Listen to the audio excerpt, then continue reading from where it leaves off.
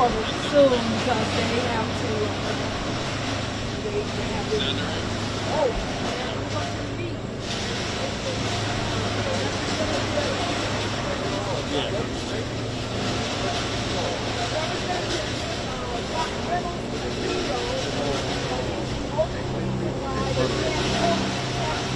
Well, they coming to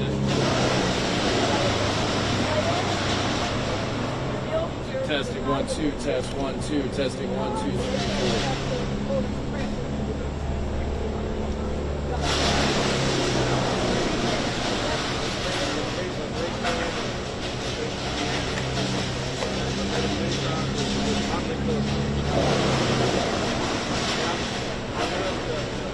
Yeah, if I have to change it, I know where to go back.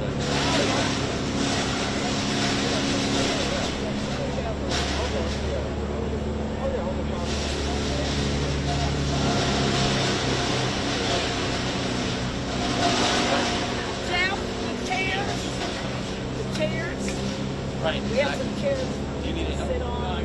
Also, so that, get worn out by the sun. The sun is no joke. Hi there. I'm Tia from the Atlanta Journal-Constitution. Nice. Thank you. Mr. Henry here? Yes. The world we live in now. You know me, Mr. Henry? I do. Ah. It's so good to finally meet you. Right. I do. Right, of course. So good. Oh, Lord, my friend Mr. Henry don't meet you. All right. All right. How's everybody else doing? Yes. So we got the Reuters, Associated Press, Atlanta Journal-Constitution. And it's weird because Roland is advertising their remarks, but they're not here. So I don't know what's going on with that. Not here. Not at DC. Only if they come. Only if you go to Texas or probably later. Yes. Bishop? Bishop, you can bring your suitcase over here. Yeah. That's the saving grace on these two, isn't it? Pack ready to go back, but they're trying to arrest me. Right. Okay. So you're welcome to take the seats if you want to, and we can get underway. I don't blame him. Okay. Okay? Thank you. That, the one that's open is mine, and the others is for whoever needs it. Yes. You should go ahead and talk. Whoa. Okay, yes, take it out. Oh, he's missing a thing. Yeah, missing a. Oh, that's why. He doesn't have it. Please. Okay. Thank you. I appreciate the help. What? He's just... Okay, we're ready to start. We're getting ready to start, everybody. Well, welcome to press for being here. Okay, thank you. I didn't know about Jesus.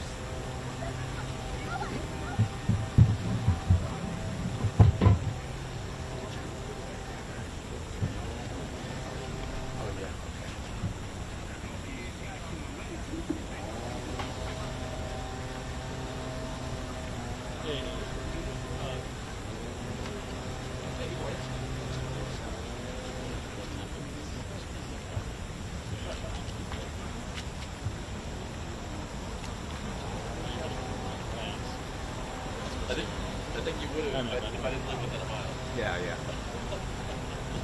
You made it? You hearing that? You picking up that buzz? Oh, a little bit. Yeah. Where's our... Is that your own cat? That's your own mic. All right. Testing. It's the other one. It's the middle mic. This is ours. Okay. All right.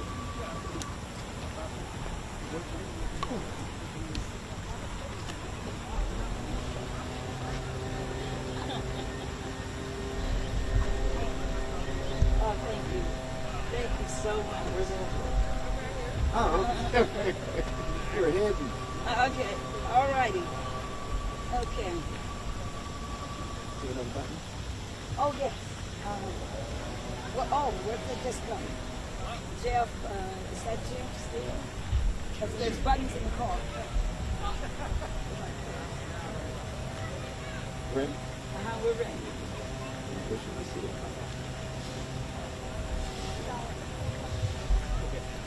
Of course, they would be making all this noise.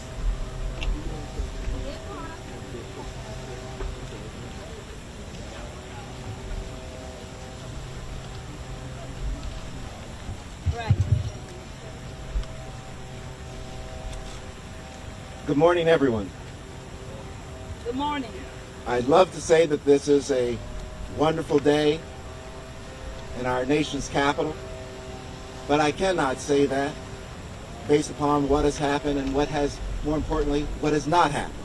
Right.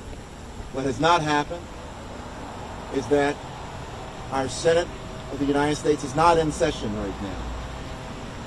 What has not happened is that the For the People Act that would cover millions of Americans, people of color, communities of color, has not been passed.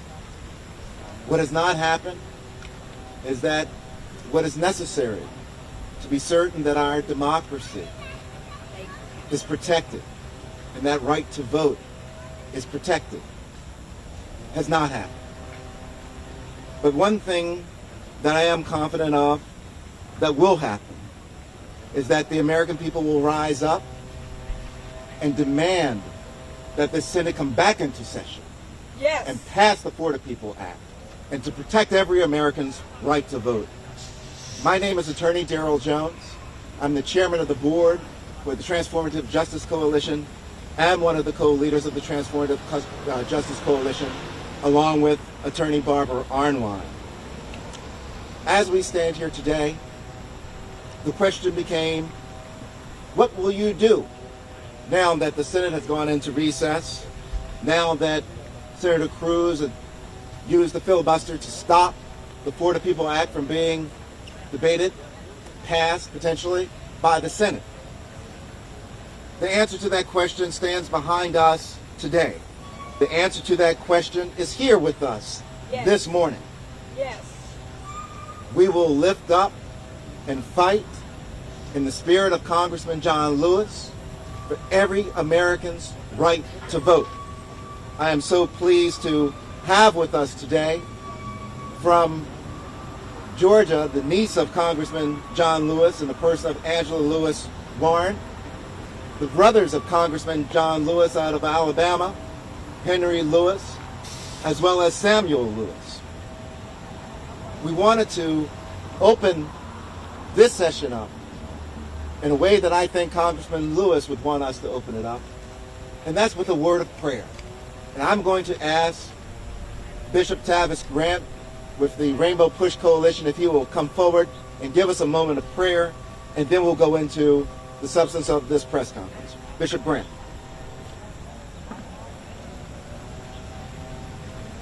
Let us pray. Our Father and our God, we now pray for our nation, the millions who are left uncovered, the millions who are left unprotected, the millions who are looking towards these grounds for justice and righteousness. We thank you for the life and legacy of Congressman John Lewis and his family. As long as we remember him, he will yet live in our hearts and in our spirits. We pray now for the moral consciousness of our nation, that you would bring an awakening of doing not the will of corporations and not the will of parties, but doing the will of the people, putting people over process. We ask this now in your matchless name. Amen. Amen.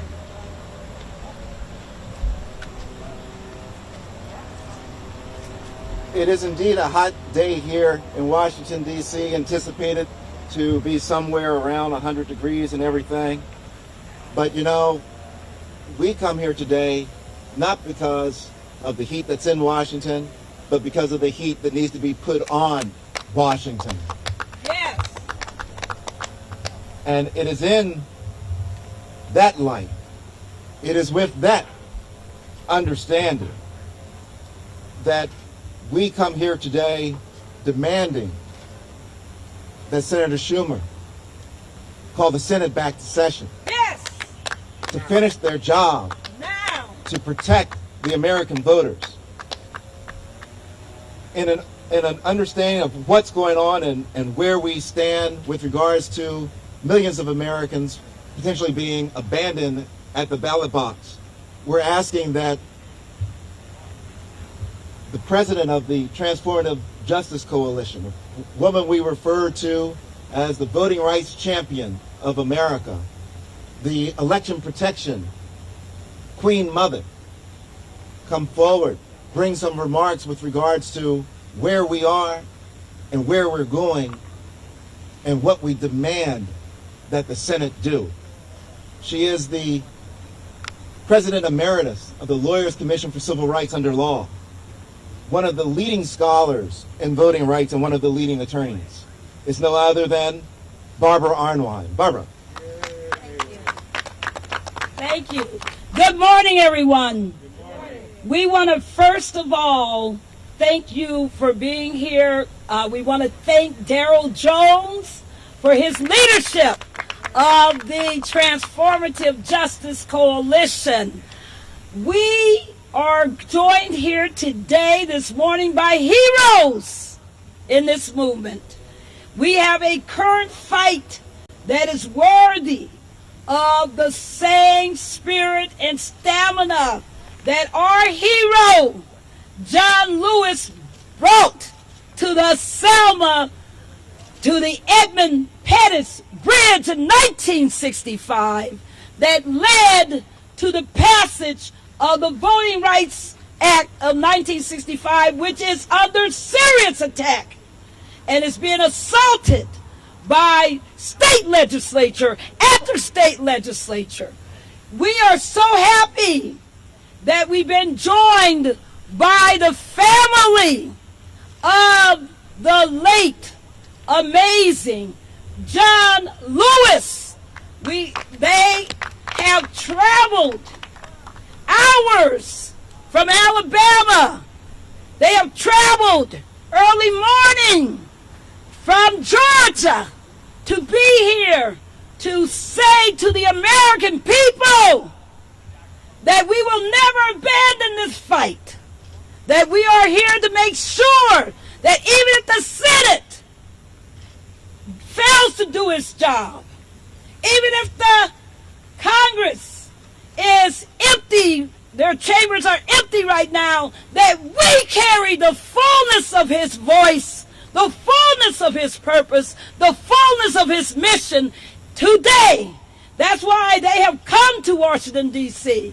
to make a demand on the Senate to pass the For the People Act that was written largely by their brother, their uncle, John Lewis. They're calling on President Biden to do his job, to make sure that this legislation becomes law. It's not enough to call for a vote. We got to have passage, and it's imperative that that passage happens. We're also joined by Representative Ron Reynolds from Texas. Yes, Texas legislators are still here right this moment in Washington. The Senate's left, but they're here because in the nation, in Texas, Governor Abbott is so intensely committed to having voter suppression that he has not only called together another special session of that legislature, but he has also gone to court and gotten a court order to arrest people. So how in the world in 2021 do we have political refugees here in the Capitol because it's a crime to fight for voting rights in their state? Oh, we got a whole lot to talk about. We got a whole lot to fight for. But I just want everyone to be clear that these are the champions. We also have with us Bishop Grant, who is representing the Reverend Jesse Lewis Jackson, who we know has been here repeatedly calling on the Senate to do its job. So with that said, I just want to close by reminding everybody that no Senate has ever passed any voting rights measure without a demand from the people. That no Congress has ever done its job without a demand from the people. We are here today in the voices of the people saying that there must be voter justice. There must be passage of the For the People Act. There must be passage of D.C. statehood. There must be passage of the John Lewis Voting Rights Advancement Act. Thank you for being here. Thank you, Barbara Arnwine. We appreciate that message. We appreciate the effort. We appreciate the energy. We appreciate the heat that you bring in calling the Senate back into action. You know, it was a little over a year ago that Barbara Arnwine and I stood before the casket of John Lewis, right behind this where we're standing now, at the Capitol steps. And at that casket, we took a bowed knee and held everything up and made an oath that his work would not be in vain, that his work dealing with voting rights and protecting America's rights to vote would not go undone, would not go and stop because his breathing had stopped. And we took that knee and we said, we will pick up that baton and we will carry it forward. And that's what we've attempted to do. We're so proud today to join arms, not simply with Black Voters Matters, who's one of our co-sponsors today, and not simply with members of the state of Texas legislature that are refugees, as I call them, from the state of Texas at this point of time, but also with the family of Congressman John Lewis. We are locked arm in arm in this battle. And, you know, it's my pleasure to bring up the person who we now affectionately refer to as Uncle Grant. He is Henry Lewis, the brother of Congressman John Lewis. Uncle Grant, please bring us a word from Montgomery, Alabama. All right. Good morning. First, I'd like to thank the coalition. Thank the coalition for inviting the Lewis family here today. And just to give a little shout out to Troy. I'm from Troy instead of Montgomery, but that's good. So I want to talk to you today a little bit about the Voting Rights Act. H.R. 1, as we know, was designed to protect the people, to make it easier for them to vote, not harder. H.R. 1 and H.R. 4 was actually written by the late Congressman John Lewis. H.R. 4 actually put in place to enable states to put in their own laws about voting, making it harder, scaling back. I was talking at breakfast this morning. I used an analogy which I thought was very fitting. If you keep slicing the voting right, you keep taking parts out of it. It's kind of like a cake sitting on this counter here. You keep slicing parts all around it. Very soon, there's nothing left. And the congressman worked more than 60 years of his life protecting the voting rights. Yes. And when you protecting the voting rights, you're not only protecting just voting rights. Yes. You're protecting a wide range of rights. Yes. I think about my parents when they used to talk about when they couldn't vote. And I was just a little boy, and a lot of this stuff I didn't understand. But as I grew older and understand more about the political realm of things, I know how important it is to protect the right to vote.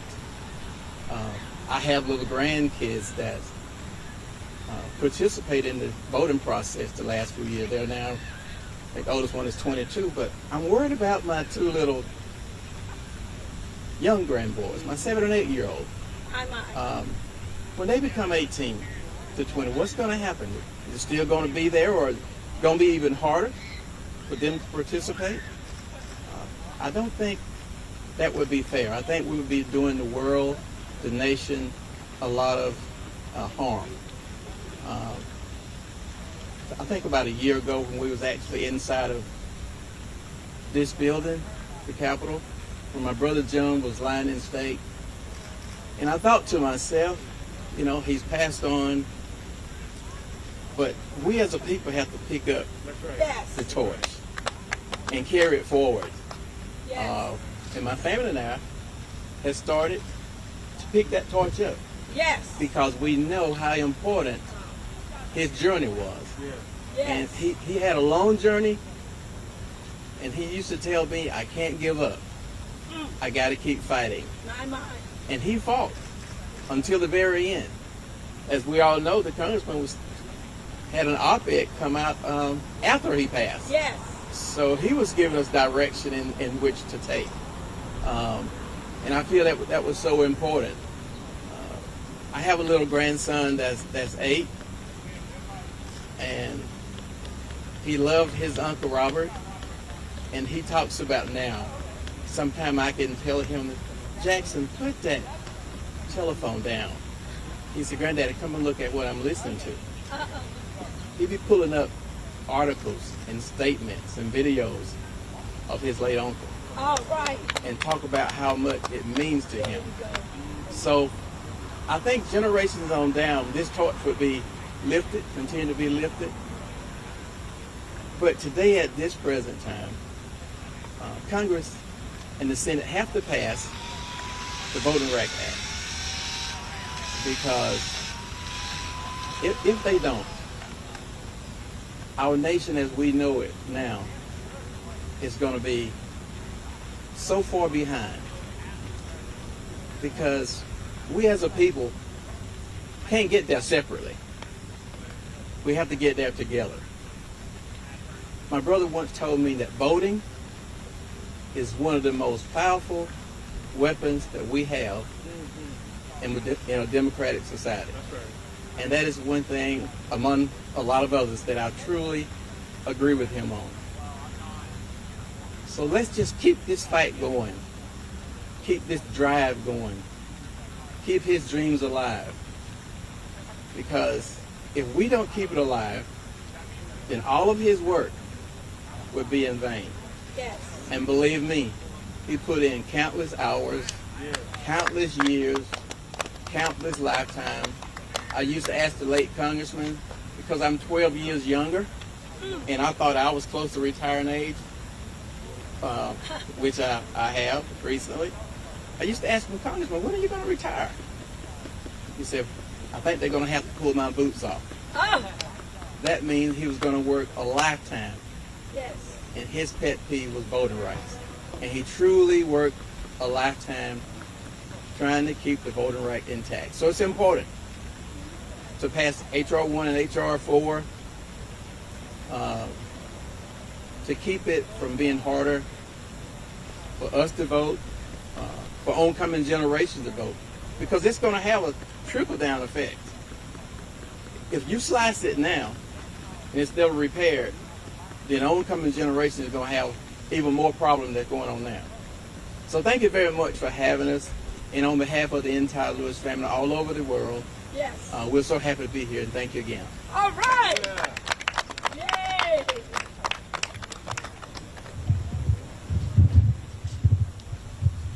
Thank you, Samuel. Thank you, Uncle Grant, for those words from the Lewis family.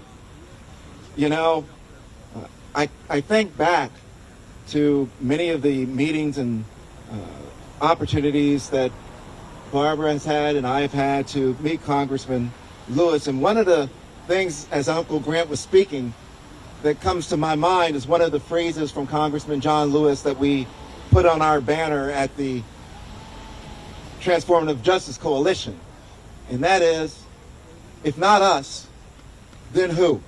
Yeah. If not now, then when? That's right.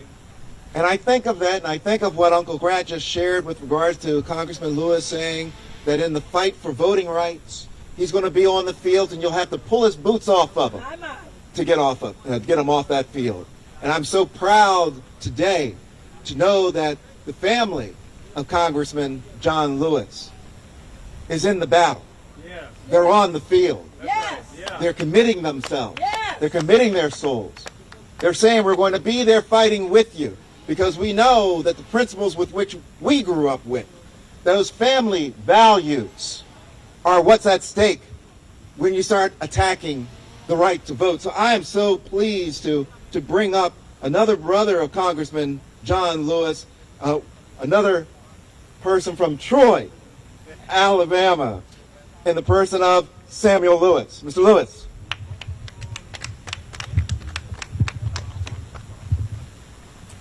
Good morning. Good morning. So happy to be here on behalf of Congressman John Lewis, my brother. It's sort of hard to follow. I started to call him Preacher Grant, but it's sort of hard to follow him. But it's good to be here. And he mentioned about John walking in his boots. I can't walk in John boots, but I'll tell you what I'm going to do. I'm going to put mine on and start walking. Yeah. Amen. But John had did so much for this country, for this human race, black race, all races. It didn't make him no different. He tried to do his best to make it right for everybody. So I'm going to pledge today that I will fight non-violently till everything goes that John voted for it to go. Yeah. And I recently heard a song that John Lewis still lives. Yes. He still lives. He still lives. And we keep that in our mind and run this race with patience, Yes. we will see the evidence that John Lewis still lives. Yeah. Yes. And like I say, John fought to the last, doing what he could for this country. Yes. My shoes is on, Uh-oh. and I'm ready to walk. All right Thank now. you. Yeah. All right now. Great job. All right now. You know, folks often ask the question and inquire about the principles and the dedication and the focus and the desire of people like Congressman John Lewis to get involved in moral issues and to fight. And I can tell you from my conversations with Uncle Grant that I think it had something to do with the 110-acre farm that they grew up on, that they had to work. And it's that farmland where Uncle Grant and Samuel Lewis still reside, is on that 110-acre farmland. So they know something about those core values when they talk about the commitment to being in the fight and staying with the fight. So we're both so pleased to have that. But you know, there's another aspect that's also with the Congressman John Lewis family. And that's the generation that is now coming through, the generation that now is picking up the baton and beginning to wage in that battle for voting rights. And we're so pleased to have with us the niece of Congressman John Lewis, who, you know, it's one thing they say that if you're in one of those states where there's voter suppression going on and you're fighting that fight, that's really something to be involved in that. But Angela Lewis Warren is a person who's come out of Florida, which is one of the states that's fighting voter suppression, went to Georgia, to another state that's fighting voter suppression. So she's well versed in what it means to be involved in the fight for voter suppression. Ladies and gentlemen, my pleasure to bring up to the microphone Angela Lewis Warren. Angela. Yes. Good morning. Good morning. I want to say thank you for having me. I want to say that I am honored to be able to stand behind this podium and speak what I think my Uncle Hart would be saying. I want to say I am proud to be able to vote simply because of all of the hard work he done.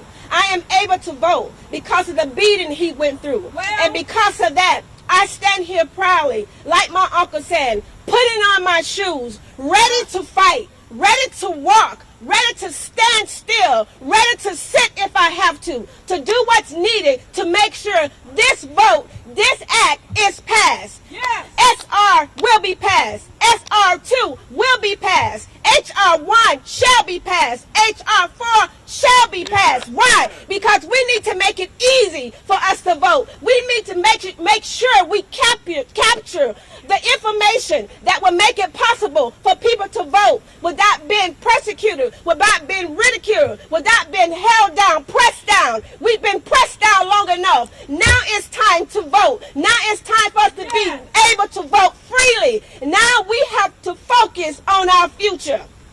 And if we don't pass this bill, what's going to happen to the generation to come? Right. What's going to happen to our grandkids and our great-grandkids? What's going to happen to your great-grandkids? What's going to happen to your generation as well? Because one thing we know, Uncle Robert didn't just stand for black. He stood for all. He wanted all men to be equal. He wanted all men to have the same justice. And so with that being said, we must vote. And long live John Lewis. Yes. Thank you. All right. And for those who may be wondering, Uncle Robert is John Robert Lewis. I don't want anyone to think otherwise. You know, one of the things that we know the Senate has taken great pride in has been the passing of the infrastructure bill that they just did. A really wonderful bipartisan effort that they took to get it through. They had over some 300 meetings with the White House to get senators on board, to get them focused, to be able to get that infrastructure bill done. But what we stand here talking about today is an infrastructure that's much greater than a bridge, much greater than the infrastructure bill that they passed. And that is the infrastructure of our constitutional right to vote and the protection of that right to vote. That is the reason that we're calling our democracy. That is the reason why we are demanding that Senator Schumer call the Congress back and address this infrastructure issue with regards to our democracy. And if you're wondering where I'm coming from and where I'm going to with this statement, you know, we have some political refugees today in Washington, D.C. that come out of the great state of Texas. The governor there in Texas has issued warrants for their arrest. I'm a criminal defense attorney by background. The question becomes, if one of the representatives from the state of Texas gets on a plane and decides to go home, and it's midnight and they arrive, what happens to them? Do they get handcuffed? Do they get taken to a county jail? Do they put them in the state house? Do they have a little jail in the bottom of the state house? None of that makes any sense. But ladies and gentlemen, one of the things that we do know is that we have legislators in the state of Texas that are standing up for democracy. They've come to lobby the senators here to say, we need the For the People Act. We need something to level everything, all voting rights across the board, so there are no problems with access to 24-hour voter protection in Texas. There are no problems with giving water, giving food, and things along those lines to voters that are waiting in line. Ladies and gentlemen, it's my pleasure to bring up to the microphone the representative from the state of Texas, my good friend, Ron Reynolds. Thank you, thank you, thank you. Good morning. It is my pleasure and privilege to be here today serving as state representative from the great state of Texas. And I'm going to make some very brief remarks, but I want to thank Barbara and I want to thank John. I want to thank the Rainbow Push represented by the Honorable Jesse Jackson. And I especially want to pay deference to the family of the late, great Congressman John Lewis. I am a product of the sacrifice and the struggle. I stand on his shoulders. And you're right, he is not gone because his presence still lives within the Lewis family, but all of us. He passed the baton. He fought the good fight. And I know as a Christian man, the Lord said, well done, thy good and faithful servant. And it's incumbent upon each and every one of us to use our gifts, to continue to speak truth to power, to demand that Congress pass H.R. 1, the For the People Act, and H.R. 4, the John Lewis Voting Rights Advancement Act. Our democracy is at stake. we cannot go backwards. We've overcome so many obstacles and trials and tribulations. We've overcome Jim Crow. We've overcome voter suppression, where you had to guess how many bubbles in the bar of soap, as Congressman Lewis reminded us, and pay poll taxes and literacy tests, only to see in 2021 that they're reinstituting voter suppression, Jim Crow 2.0. Well, as you just stated, they are now taking away 24-hour voting, mobile voting. They're empowering partisan poll watchers. They're trying to make it harder to vote by mail. They're trying to put all kind of barriers and restrictions on the precious fundamental right to vote. And in Texas, they're doing it just like other states under the auspices of the big lie that former President Donald Trump made about voter fraud, because he lost an election. He lost an election that was sound and secure. There's no evidence of it. In fact, his own former Attorney General Bill Barr said there was no evidence of voter fraud. His former personal attorney, Rudy Giuliani, instituted lawsuits, and he lost his law license in New York for lying. It's unethical for him to bring forth a frivolous claim that had no merit. There's been no evidence. And so we're here today to demand that Leader Schumer, recess can wait. We need you all to pass the Voting Rights Act, because I don't know about others, but for us in Texas, this is the fierce urgency of now, because yes, there are arrest warrants issued for my and 50 other one of my colleagues' arrests. They want to arrest us. They want to shackle us. They want to haul us back into the chamber just so our bodies can be present to make a quorum, so they can ram down a voter suppression Jim Crow 2.0 bill down our throats. And then critical race theory, other nonsense, other suppression efforts, and red meat Republican agenda items on the agenda. So we are here in the United States Senate to demand that they take this up. I know a Texas Senator, John Cruz, shame on you, Ted Cruz, for blocking federal legislation that was passed 56 years ago by Texas President Lyndon Baines Johnson. And then, Barbara, as a civil rights leader and one of the foremost authorities, that it was another Texas president, George Bush, that reauthorized the Voting Rights Act. Okay, in 2006, and guess what? It passed 98-0 in the United States Senate. So we need statesmen to get back in the Congress, not partisan politicians that put politics over the people. We need politicians to put the people before politics and be statesmen and do what's best for the country, and that is to pass federal voting rights legislation. So we're going to continue to do that. It doesn't matter if it's hot sun. It doesn't matter. We're out here because we believe in democracy, and so goes democracy, so goes this country. Thank you, John Lewis. I know that you're smiling down from heaven for the efforts that we're making, but we know that our fight is not over yet. It's not over until that bill gets before President Biden's desk and he signs it, protecting states from federal voting suppression all across this country. So it's not just Texas or Georgia or Florida, Arizona.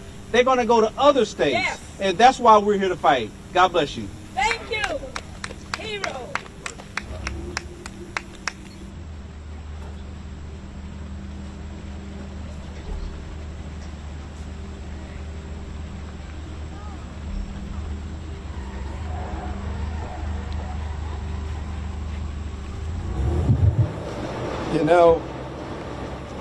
I can recall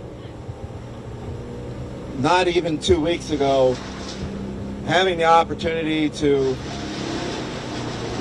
speak with Reverend Jesse Jackson. And at this particular meeting that we had, we were talking about voting rights. We were talking about the For the People Act. We were talking about the battle that we are currently in to protect the American rights to vote.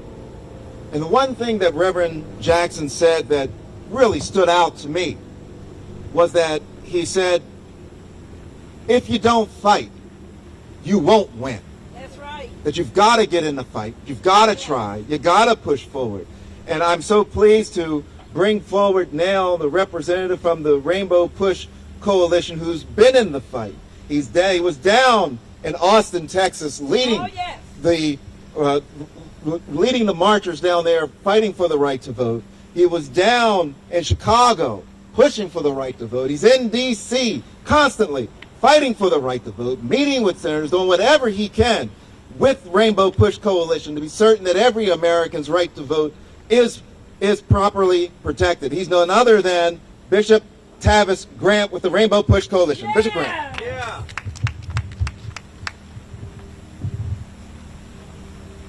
Thank you, Attorney Jones. I want to thank Attorney Barbara Arnwine and Transformative Justice and the Lewis family for responding at a time where our nation is facing the greatest consequential existential threat to our democracy. On yesterday, we saw what was called a bipartisan attempt to respond to our nation's crumbling infrastructure. Yes. Well, our democracy has a crumbling infrastructure. Just months ago, we memorialized and remembered the massacre in Tulsa. We met, Barbara, with the survivors who had a simple question. After each of them have lived over 100 years, they asked the question, how much longer do we have to wait? How much longer do we have to wait to end the filibuster, which is unconstitutional, immoral, and an unjust means of disenfranchising black and brown citizens of this nation? How much longer do we have to wait for the People's Act to be passed? For Ted Cruz to stand in the hollow halls of the Senate and use this as an egregious means of being a certified obstructionist. These are the same persons who want to block health care. They're the same persons that want to block unemployment insurance. They're the very same people who want to block fair housing and education. And these obstructionists can only be stopped by the very means that empower them. How much longer do we have to wait for the John Lewis Voting Rights Advancement Act? How much longer do we have to wait for D.C. statehood? How much longer do we have to wait for raising the minimum wage to $15 an hour that will immediately impact the lives of 32 million low to no wage working Americans? We're here today as a collaboration, as a coalition, and Reverend Jackson has given his undaunted, unrelenting support to the Lewis family and to the cause of justice. We made calls the past 72 hours letting persons know in the Senate that the Lewis family would be here. And it is an insult and injury to the spirit and legacy of John Lewis that these members would not stay around to hear their voice and hear their plea and their cry. So we're going to take to the streets across America. We're going to take to state capitals. We're calling on Senator Schumer. We're calling on Nancy Pelosi to bring the House and the Senate back. Yes. You know, one of the things I learned from my grandfather, Barbara, who was a Texarkana sharecropper, and he sent all of my father and my uncles and aunts through college with an 8th grade education. And I wanted to know how he did it.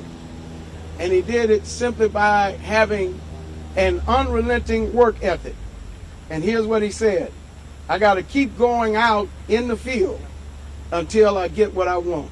Yes. We're going to keep going out in the streets. We're going to keep going out in the cities and the state capitals until we free the vote. We want the vote to be free. Free to vote. We want the vote to be free. We want the vote to be free. And we won't stop until we free the vote. Thank you. All right.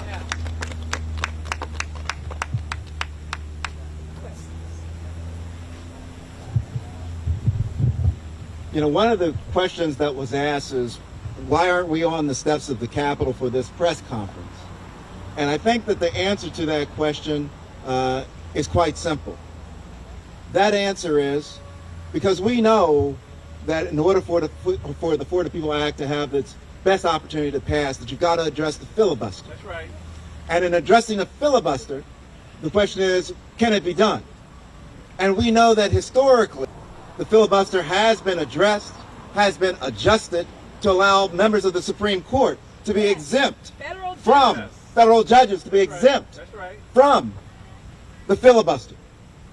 We stand before the Supreme Court steps because we believe that the American people's right to vote is no less important than any federal judge that's going to be appointed, and that they should be free from the filibuster, from having their votes impinged. With that, I want to open this up. If there are questions from the media, we will field those questions. I'm going to ask Barbara Arnwine to come forward if there are questions so that we can address those questions. Barbara? Yes.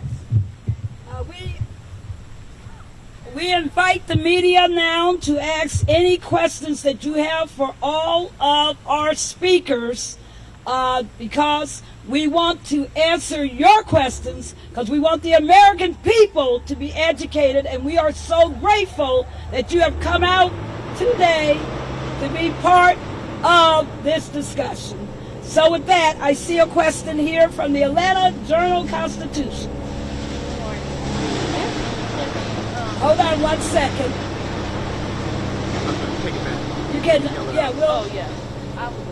I can yell. Okay. This is for any member of the Lewis family who wants to answer. You guys are, now in his passing, coming out to the forefront. Tell me more about your plans. What are you willing to do as kind of being the voice on these issues going forward? What does that look like for you? First of all, thank you for that question. We're willing to do actually whatever it takes to keep his dream alive, our dream, and continue his work, no matter where we have to go, how far we have to travel. The late Congressman left a really special legacy.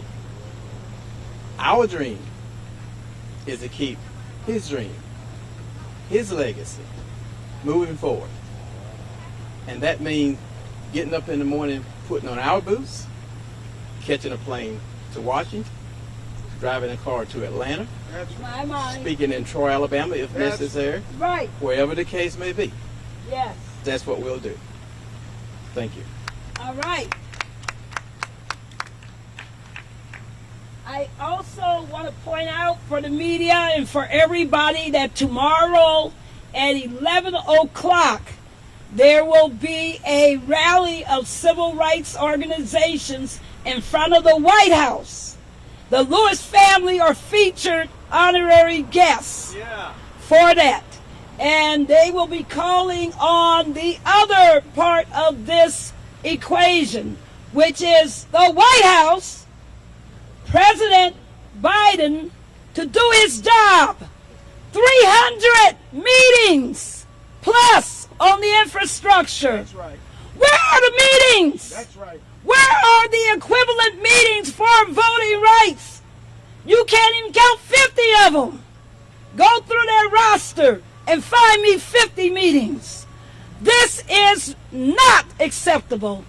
And so we will be there tomorrow saying to President Biden, do what Lyndon Baines Johnson did. Bring the full power of your office to get this done. You said that you would have black Americans back. How in the world is this having our back? If our rights to vote are being stripped away, if Latinos are being stripped away of their right to vote, if Native Americans are being threatened with their right to vote, if Asian Americans are being threatened, but also if young people are being threatened. So we must do what's necessary.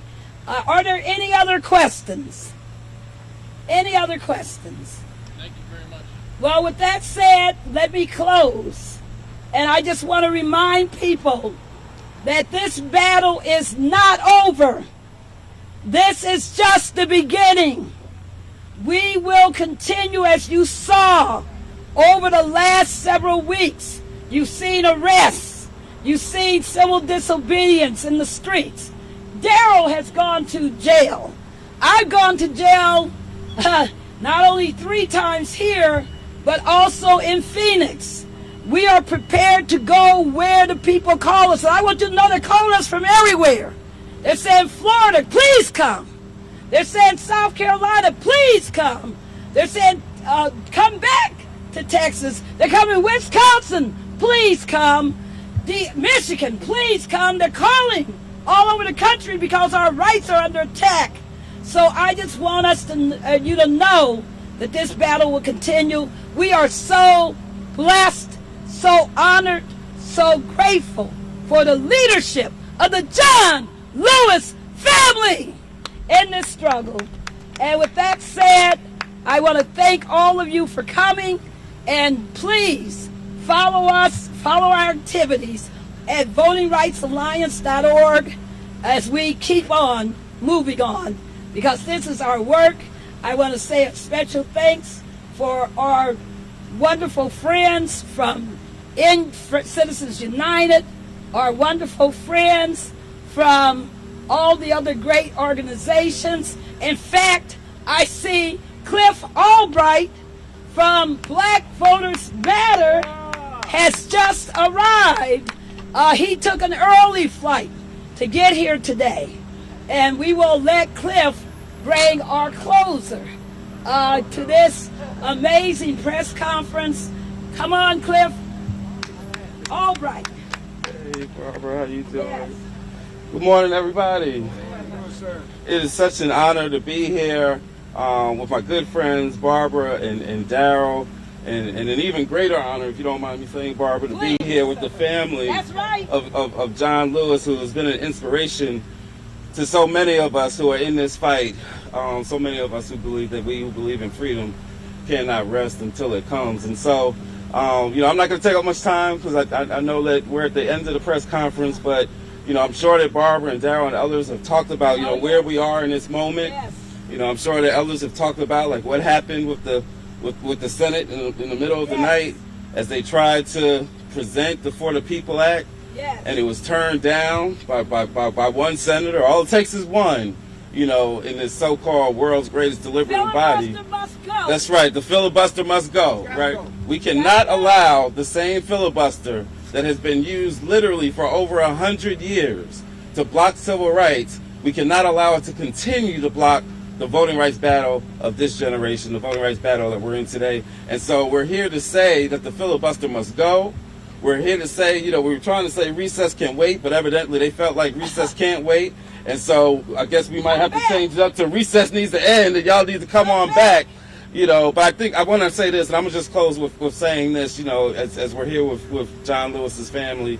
You know, the congressman was known for many things, right? He was known for taking the beatings on the Freedom Ride. He was known for, you know, taking a beating on the Selma bridge, the Edmund Pettus Bridge in Selma.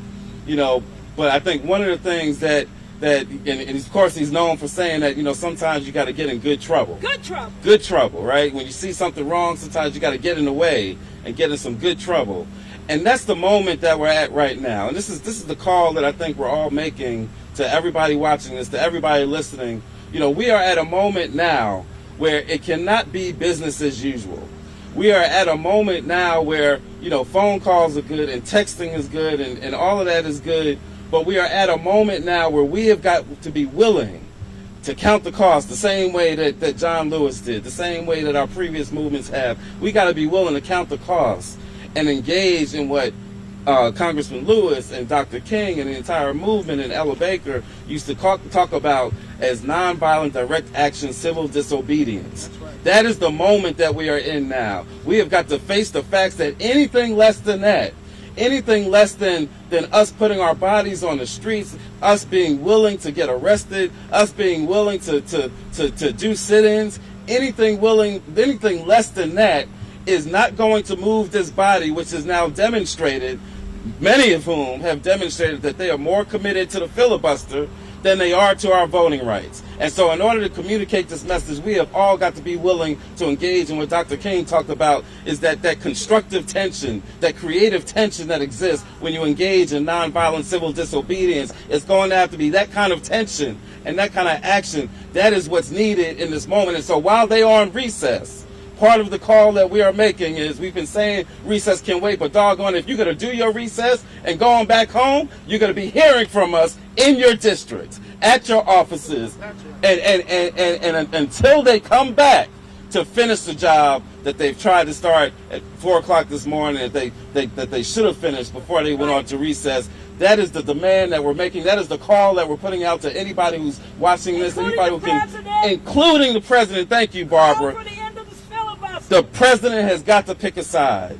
He cannot, on the one hand, say that voting rights is sacred, which he has said, and that this is the greatest attack against voting rights since the Civil War, which he has said, but he can't say those things and in the next breath worship the filibuster. No. He has got to pick a side, because you can't be on the side of both. You can't be on the side of voting rights and on the side of the filibuster. No. You can't be on the side of the people and of this democracy and be on the side of the filibuster. No way. They cannot go together. And so we are asking the president to pick a side, not just in telling us what it is that he believes in and what it is that he'd like to see, but he's got to pick a side in putting more pressure. He's got to do the same things he did for infrastructure for our voting rights. He's got to have over 300 meetings that he had for infrastructure. He's got to do that for our voting rights. He's got to travel around like he did for infrastructure, go to different states, and do that for the voting rights. Anything less suggests that he did not really mean what he said a couple of weeks ago when he gave such a passionate speech about voting rights. So we're putting out the call to everybody, including the president, to pick a side, to escalate our demands, to engage in direct action and civil disobedience. And we believe if we do that, then we will get to the same place that we've always gotten, whenever we've come together and made our demands as a unified body, we will win. In the spirit of John Lewis, we will win. Thank you. Thank you, Cliff Albright. Thank you, everyone, for coming out. I will certainly close this press conference with a statement. And that statement is, the family of the late Congressman John Lewis is open to meeting with any U.S. senator that is willing to sit down and talk and to hear what the Lewis family position is and why they've taken this position and why they've committed themselves to this fight for voting rights for all Americans. We remember that in 2018 that the U.S. Senate took a recess and they were called back in 1 week. Within 1 week. That's right. That's 1 week. Right. That's what we're demanding now. That's right. Come back. That's what we're demanding now, is come back, do the work, protect the people, do your job. Thank you all. Have a good day.